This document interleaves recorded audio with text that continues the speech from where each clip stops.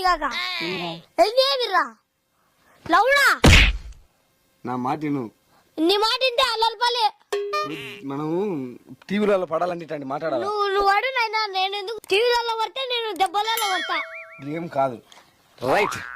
మనం ఇవాళ చూసినట్లయితే ఎన్నో వేల కుంభకోణం కోట్లాది కోట్ల రూపాయలు మన దొంగతనం చేస్తున్నారు అంటున్నాడు. ఆ దొంగతనం చేయడానికి ఈయనకి ఎంత దమ్ము అని ఈడు అంటున్నాడు.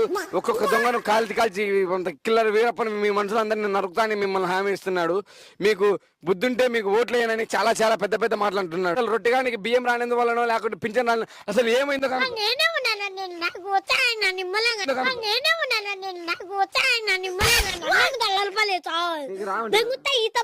ప్రజల్లో ఏ పాలన ముందుకు వస్తుందో కనుక్కుందాం. మిస్టర్ రొట్టె గారు, మీకు ప్రజల్లోకి ఏ పాలన ముందుకు వస్తుంది అనుకుంటున్నారు? వ్యాపారం వద్దునైనా నువ్వు ఎందుకు నన్ను మొదలు పాలు వేస్తాను. వ్యాపారం వద్దునైనా నువ్వు ఎందుకు నన్ను మొదలు పాలు వేస్తాను. నేను బడి పోవాలమ్మా సార్ నువ్వు పోనైనా నువ్వు నుంచి దెంగుతా పచ్చా. రొట్టె గారు చూసినట్టయితే రొట్టె గారు మన ప్రభుత్వాలన్నింటినీ విమర్శిస్తున్నారు. రొట్టె గారు నేనెప్పుడు నన్ను ఎందుకు మాట విడిపించాను. నేను రాను పోనాను. నేను చెప్పానా నాకు పిచ్చిడి రాలే బియ్యం రాలే అవన్నీ. నేను చెప్పానా నాకు పిచ్చిడి రాలే బియ్యం రాలే అవన్నీ. నేను ఓటు వేయను అది ఇదని చెప్తే విన్నాక మూసుకో మళ్ళీ మాట్లాడతాను. నేను ఎప్పుడు చెప్పినా మన రొట్టె గారు మాట్లాడుతూ విధానంలో చూస్తే మన టీడీపీలు మన రొట్టె గారిని బెదిరించినట్టున్నారు. ఇంటికాడికి వచ్చి కత్తులెత్తి కత్తులు నరుకుతామని. సో కావాలని ఇతను